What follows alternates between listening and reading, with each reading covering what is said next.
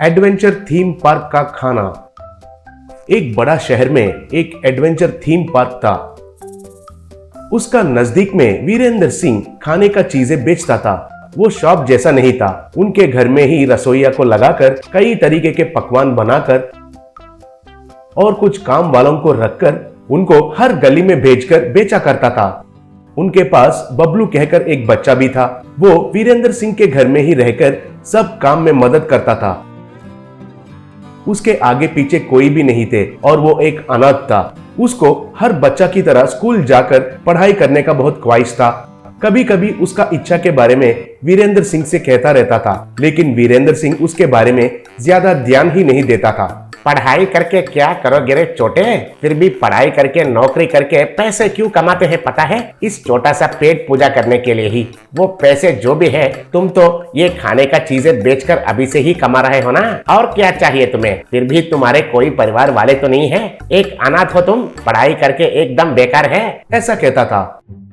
बबलू और कुछ नहीं कह पाकर ट्रे में खाने का चीज लेकर पूरी, दही पूरी, सैंडविच, रगड़ा, पाव भाजी, ढोकला, मिर्ची बज्जी कहकर पुकारते हुए गलियों में बेचता था। एक बार वीरेंद्र सिंह का दोस्त एक आकर, अरे ये बताओ, बगल में ही थीम पार्क लगाकर फिर भी तुम्हारे ये खाने का चीज कौन खरीदेंगे कहकर गलियों पर घूमना क्यों रे? खरीदने वाले हर रोज कहाँ से मिलते हैं? मेरा बात सुनकर उस थीम पार्क में बेचो। वो 65 एकड़ में है। बहुत सारे लोग हर रोज उधर जाते हैं। तुम्हारे व्यापार बहुत अच्छे से होगा उधर है तो, कहा। तब वीरेंद्र सिंह, ये बात तो सच है, लेकिन उसमें बाहर का खाने का चीजें बेचने वालों को अंदर जाने नहीं देते हैं, कहा। तब वो दोस्त, देखो पैसों के लिए कौन नहीं झुकेगा बोलो। उस गेट के पास रहने वाला सिक्योरिटी वाले को पकड़कर उसे 200 रुपए देने के लिए कहो तुम्हारे लोगों को, तब वो सिक्योरिटी सलाम करके सबको अंदर छोड़ देगा, कहा। वीरेंद्र सिंह ऐसा ही उनके लोगों को उधर भेजा, लेकिन वो लोग वापस आकर पैसों का लालच दिखाया तो वे लोग हमें मारे हैं भैया, कहा। उधर ही रहने वाला बबलू हंसकर, मुझे भेजिए सर, अंदर जाकर यूं ही बेच कर आता हूँ, कहा। तब वीरेंद्र सिंह, ठीक है, तुम क्या कर सकते हो वो भी देखते हैं, कहा। ऐसे बबलू खाने का चीजों का ट्रे पकड़कर बाहर खड़ा सिक्योरिटी वाले से, भैया भैया 1-2 घंटे के लिए अंदर भेजो भैया, घर में माँ बहन और भाई खाना खा के 3 दिन हुए हैं भैया, कहकर रोने का शक्ल लगाया। तब वो आदमी, हाय रे भगवान, कहकर इधर उधर देखकर, जाओ जाओ जल्दी अंदर जाओ, कहा। तब बबलू, थैंक्स भैया, कहकर अंदर गया। अंदर बहुत सारे लोग थे। बबलू खाने का चीज बेचते हुए थीम पार्क को हैरानी से देखते हुए, अरे बाप रे, कितना अच्छा है ये थीम पार्क, सोचने लगा।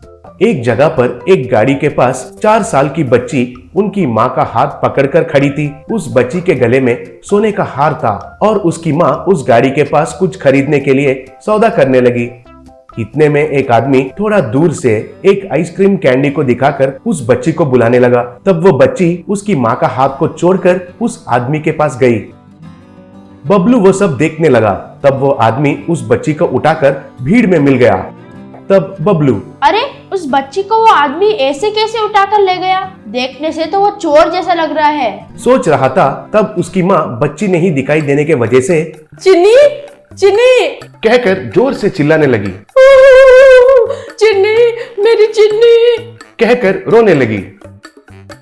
तब लोग उधर इकट्ठा हुए थे। तब एक आदमी, ऐसे भीड़ के जगह पर इतना लापरवाही से रहेंगे तो कैसे बताइए, कोई उठाकर चला गया होगा, कहा। तब और एक आदमी, आजकल बच्चों को, उसमें भी लड़कियों को अपहरण करके लेके जाने वाले बहुत ज्यादा हो गए हैं, कहा। तब और एक आदमी, अरे लड़कियों को ये लोग बेचते हैं कहकर सुना, ची पैसों के लिए कितना हद भी पार कर रहे हैं आजकल।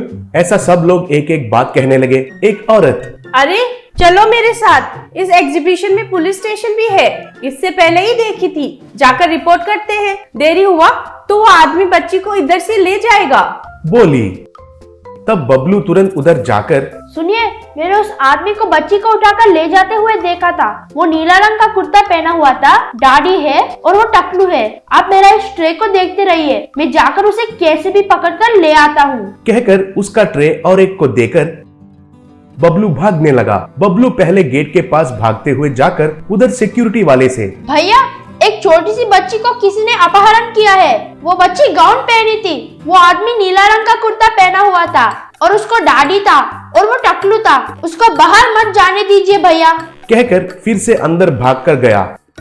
चिल्ड्रन स्केटिंग जोन के पास रुककर देखा। बाद में मैजिशियन के पास भीड़ में देखा। बाद में रोलर कोस्टर के पास ढूंढा।